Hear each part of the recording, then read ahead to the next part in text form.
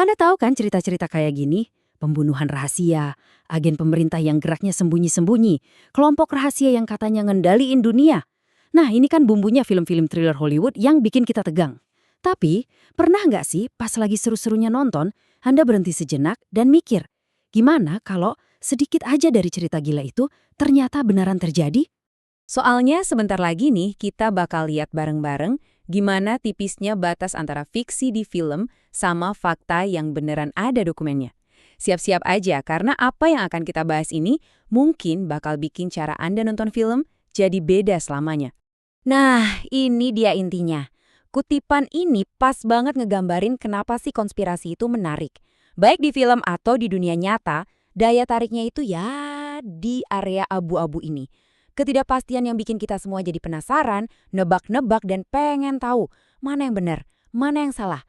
Oke, yuk kita bedah satu persatu. Kita mulai dulu dari film-film ikonik yang udah ngebentuk cara kita ngelihat genre konspirasi ini. Pertama ada The Da Vinci Code. Ingat kan? Film ini tuh bukan cuma soal cari-cari harta karun. Ini lebih kayak perjalanan yang bikin pusing ke dalam sejarah yang disembunyiin. Di mana satu simbol kuno aja bisa jadi kunci buat ngebuka kebenaran yang, wah, bisa mengguncang dunia. Terus ada Enemy of the State. Nah, kalau film ini nyentuh ketakutan kita yang sangat modern. Bayangin aja, setiap telepon, setiap email, setiap langkah kita diawasi. Sebuah rasa paranoia yang jujur aja di zaman digital kayak sekarang ini, rasanya kok relevan banget ya? Dan pastinya nggak ketinggalan film epik JFK. Film ini bener-bener ngebawa salah satu misteri terbesar abad ke-20 ke bioskop. Nunjukin gimana satu peluru doang bisa menciptakan pertanyaan yang kayaknya nggak ada habisnya. Pertanyaan yang sampai sekarang pun masih menghantui banyak orang, iya kan? Oke, ini semua kan kedengarannya fiksi banget ya. Sengaja dibikin lebay buat bikin jantung kita deg-degan. Tapi, gimana kalau saya bilang, salah satu plot film konspirasi yang paling gila, yang paling kelihatan gak mungkin, ternyata beneran kejadian. Nah, disinilah ceritanya jadi serius.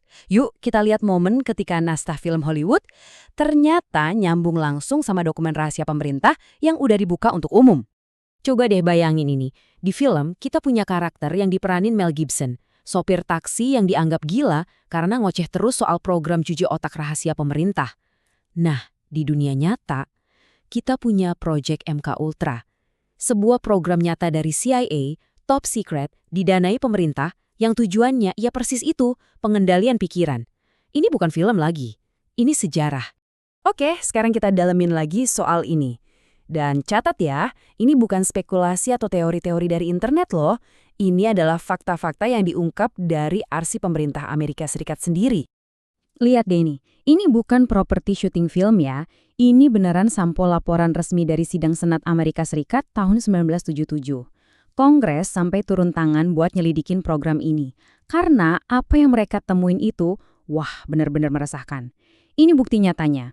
Jadi, sebetulnya Project MK Ultra itu apa sih? Gini, di tengah panasnya Perang Dingin, CIA itu terobsesi banget buat nyari cara mengendalikan pikiran manusia. Mereka sampai nguji coba obat-obatan halusinogen kayak LSD, hipnotis, penyiksaan psikologis, dan parahnya, ini sering dilakukan ke warga negara Amerika sendiri yang nggak tahu apa-apa. Ini beneran sisi gelap sejarah yang nyata. Dan ternyata, MK Ultra itu bukan satu-satunya kasus loh. Sejarah itu penuh dengan konspirasi yang tadinya dikira ngaco, ternyata beneran. Ada tuh Operation Northwoods, rencana gila militer AS buat nyerang warganya sendiri biar bisa nyalahin Kuba. Untungnya ditolak. Terus, kebohongan industri rokok selama puluhan tahun soal bahaya kanker. Dan iya, bahkan FBI beneran loh memata-matai John Lennon cuma gara-gara aktivisme anti perangnya. Nah, semua ini kan jadi bikin kita mikir lebih dalam. Pernah kepikiran nggak, kenapa sih kita tuh kayaknya gampang banget tertarik sama cerita-cerita beginian? Apa ya yang ada di dalam diri kita yang bikin narasi soal rencana rahasia itu kok kedengerannya menarik banget? Entah itu beneran atau cuma fiksi. Coba lihat angka ini.